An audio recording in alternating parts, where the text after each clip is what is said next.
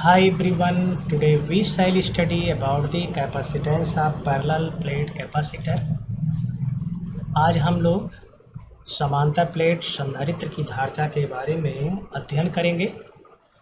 समांतर प्लेट संधारित्र में दो समतल चालक प्लेट P1 एवं P2 होती हैं जो विद्युत रोधी स्टैंड S1 और S2 पर व्यवस्थित होती हैं। प्लेट P1 और P2 के बीच की दूरी स्मॉल d है। प्रत्येक प्लेट का क्षेत्रफल कैपिटल A है। प्लेटों के बीच की दूरी स्मॉल d का मान प्लेट के विमा अर्थात लंबाई चौड़ाई के सापेक्ष बहुत ही कम होता है। यदि हम प्लेटों को आवेशित करें तो इसके दो तरीके हो सकते हैं। पहला हुआ प्लेट P1 और प्लेट P2 के बीच में किसी सेल को जोड़ दिया जाए, माना पॉजिटिव टर्मिनल सेल का P1 के साथ, नेगेटिव टर्मिनल सेल का P2 के साथ। इस नेगेटिव टर्मिनल के द्वारा इस P2 के द्वारा जुड़े होने के कारण इस पर नेगेटिव चार्ज आ जाएगा और इस पर धनात्मक टर्मिनल के द्वारा जुड़े होने के कारण धनात्मक आवेश आ जाएगा। यदि आप सेल को नहीं जोड़ते हैं और P1 को प्लस Q आवेश दे दिया जाता है, जिसके कारण Q आवेश तो इसके प्लेट के आंतरिक और बाह्य सतह पर समान रूप से प्रेरित हो समान रूप से वितरित हो जाएगा, लेकिन वैद्युत प्रेरण की घटना के कारण प्लेट P2 के आंतरिक सतह पर माइनस Q आवेश प्रेरित हो जाएगा। इस माइनस Q आवेश के प्रेरित होने के कारण इसके बाह्य सतह पर भी ठीक इतना ही परिमाण में किंतु विपरीत प्रकृति का प्लस Q आवेश प्रेरित हो जाएगा। प्लेट P2 को किसी चालक धातु के तार के द्वारा भू संपर्कित कर दिया गया रहता है, अर्थात अर्थ कर दिया जाता है। परिणामतः बाह्य सतह पर प्रेरित आवेश प्लस Q इस चालक तार के द्वारा पृथ्वी में चला जाएगा, क्योंकि धनात्मक आवेश हमेशा हायर पोटेंशियल से लोअर पोटेंशियल को फ्लो करता है, यानी उच्च विभव से निम्न विभव को प्रवाहित होता है। इसलिए बाह्य सतह का धनावेशित धनात्मक आवेश ये चला जाएगा पृथ्वी में इस चालक तार के द्वारा। अब इसके आंतरिक सतह पर ऋणात्मक आवेश माइनस Q बचा और इसकी आंतरिक सतह पर धनात्मक आवेश प्लस Q है। परिणामतः इन दोनों प्लेटों के बीच वैद्युत क्षेत्र उत्पन्न होगा। उत्पन्न वैद्युत क्षेत्र को निकाला जाए। पहली प्लेट पर धनात्मक आवेश प्लस Q है और दूसरी प्लेट की आंतरिक सतह पर ऋणात्मक आवेश माइनस Q है। चूँकि पिछले वीडियो में आपको बताया गया है कि किसी समतल प्लेट के द्वारा उत्पन्न वैद्युत क्षेत्र का मान σ/2 एप्सिलॉन नॉट K होता है। मान लिया जाए प्लेटों के बीच का जो माध्यम है उसका डाइलेक्ट्रिक कांस्टेंट अर्थात परावैद्युतांक K। इस धनावेशित प्लेट के द्वारा उत्पन्न वैद्युत क्षेत्र की दिशा प्लेट P1 से P2 को अर्थात away from the positive charge धनात्मक आवेश से दूर की दिशा में है, अर्थात E1 की दिशा हो गई है। दूसरी प्लेट P2 पर ऋणात्मक आवेश है और ऋणात्मक आवेश के द्वारा उत्पन्न वैद्युत क्षेत्र की दिशा ऋणात्मक आवेश की ओर होती है। इसलिए इस P2 पर उत्पन्न वैद्युत क्षेत्र की दिशा प्लेट P2 की ओर होगी। E1 की दिशा P1 से P2 की ओर, E2 की दिशा P1 से P2 को। दूसरे शब्दों में कह सकते हैं कि दोनों प्लेट के द्वारा उत्पन्न वैद्युत क्षेत्र की दिशा एक ही दिशा में है, अर्थात P1 से P2 की ओर है। अतः परिणामी विद्युत क्षेत्र की तीव्रता दोनों वैद्युत क्षेत्रों के योग के बराबर होगा, अर्थात E1 प्लस E2। इसका मान हो गया σ/2 epsilon not K plus σ/2 epsilon not K equal से σ/एप्सिलॉन नॉट K। इस परिणामी वैद्युत क्षेत्र की तीव्रता को समीकरण 2 के द्वारा व्यक्त किया गया है। चूँकि वैद्युत क्षेत्र को हमने ज्ञात कर लिया। अब विभव को भी ज्ञात किया जा सकता है। मान लिया जाए इस प्लेट P1 पर विभव है V1, प्लेट P2 पर विभव है V2 और इनके बीच का जो विभवांतर है मान लिया जाए V है। ऐसी स्थिति में हम इस फार्मूला का प्रयोग करते हैं।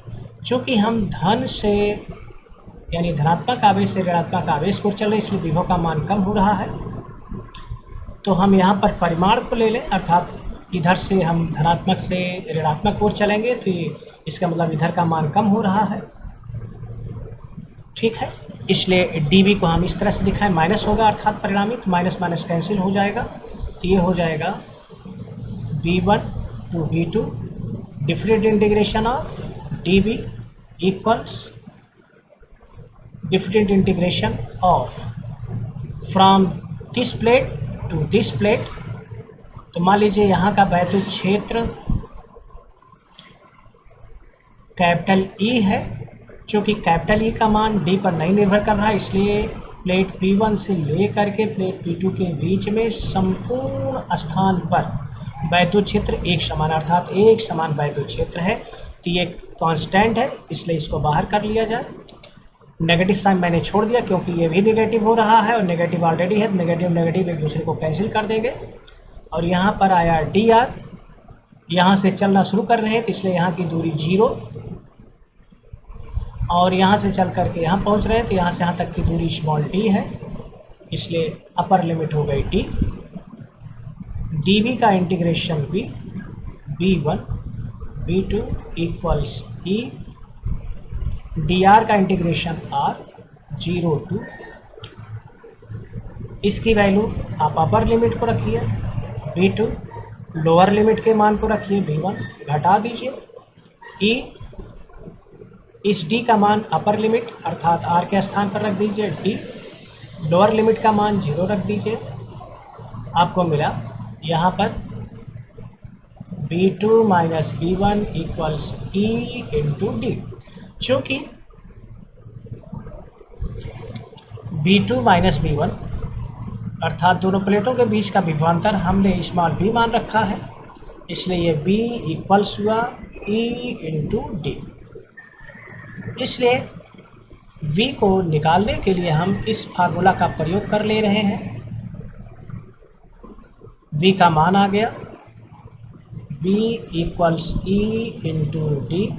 E है परिणामी वैद्युत क्षेत्र की तीव्रता, D है दोनों प्लेटों के बीच की दूरी, B है दोनों प्लेटों के बीच का विभवांतर। E का मान आया सिग्मा अपान एप्सिलॉन नॉट के इंटू डी। ये हो गया दोनों प्लेटों के बीच का विभवांतर। चूँकि समांतर प्लेट संधारित्र की धारता को ज्ञात करना है इसलिए C इक्वल्स Q अपान B फार्मूला का प्रयोग करना पड़ेगा। और इस फार्मूला में स्मॉल b देखिए दिख रहा है, इसलिए v के मान को ला करके आप यहाँ पर रख सकते हैं। तो मान लीजिए इक्वेशन 3 के बाद ये आया इक्वेशन 4।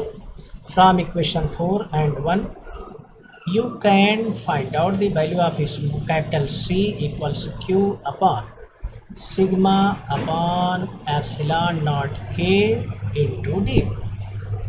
चूँकि सिग्मा क्षेत्रीय आवेश घनत्व है, सरफेस चार्ज डेंसिटी है जो Q अपॉन A के बराबर होता है, इसलिए sigma equals Q upon A। इस मान को जब हम यहाँ पर रखते हैं तो हमको मिलेगा